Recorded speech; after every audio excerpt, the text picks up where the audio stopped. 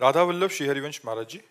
महाराज जी, आपके बल से ये शरीर विवाह नहीं करेगा, आजीवन ब्रह्मचर्य पालन करने और प्रियालाल की प्राप्ति करना चाहते हैं। गुरुदेव, स्त्री शरीर को क्या सावधानी रखनी चाहिए ब्रह्मचर्य और भगवत प्राप्ति में? हाँ, अपने माता पिता के सानिध्य में रहे और कभी भी किसी भी पुरुष का किसी भी तरह से संग एकांतिक न स्वीकार करे, चाहे रिश्तेदार हो चाहे नातेदार हो, कभी एकांतवास न होने पावे। सबसे पहली बात, अगर घर में कोई नहीं है तो हमें किसी से नहीं मिलना, चाहे मेरा पूज्य से पूज्य, चाहे वो वृद्ध हो चाहे जवान हो चाहे कोई भी हो, प्रथम बात। दूसरी बात, अपने द्वारा किसी भी तरह की गंदी हरकत नहीं करनी। मोबाइल में गंदी बातें देखना, अपने शरीर से कोई गंदी चेष्टाएं स्वयं अपने आप में करना, फिर वो तो नाटक नौटंकी बना रहेगा, फिर उससे कोई लाभ नहीं मिलेगा। और आहार बड़ा सूक्ष्म करता जाए, क्योंकि ब्रह्मचारी को ब्रह्मचर्य पचाने के लिए भोजन कम पाना चाहिए। कम भोजन पाने से ऊर्जा शक्ति बढ़ती है, दैवी शक्ति बढ़ती है।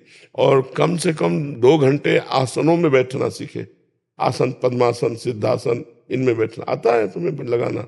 किसी से पूछ लेना, क्योंकि आसनों में बैठना आवश्यक है, तभी ब्रह्मचर्य पचेगा, नहीं तो फिर उद्दंडता आ जाएगी। आसनों में बैठने से कष्ट होता है। दाएं एड़ी को पकड़ करके बाएं जांग पे ऊपर चढ़ाओ, नाभि के पास चढ़ाओ, अभी चढ़ाओ।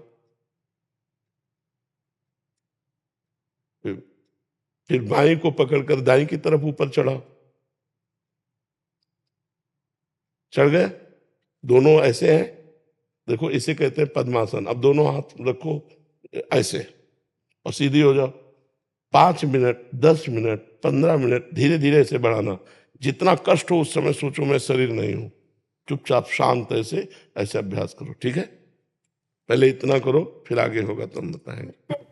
और मासिक में 3 दिन तक कोई नियम? कोई नियम तुम्हारे लिए नहीं। जो ब्रह्मचारी उसके लिए आसिक मासिक का कोई महत्व नहीं। अपनी दिनचर्या, ये मासिक धर्म का निषेध उनके लिए जो मतलब गृहस्थ धर्म का प्रयोग करते हैं या जो व्यभिचार करते हैं। जो ब्रह्मचारी वो परम पवित्र हर समय रहता है। स्नान कर लिया, वस्त्र आदि से शरीर को सुरक्षित रखा, अपनी साधना में। तुम्हारे लिए कोई नियम नहीं। सेवा कर सकते हैं? हाँ, बिल्कुल कर सकते हैं। स्नान किया, रज लगाया, ब्रह्मचर्य के लिए केवल विधान है, अन्य के लिए नहीं।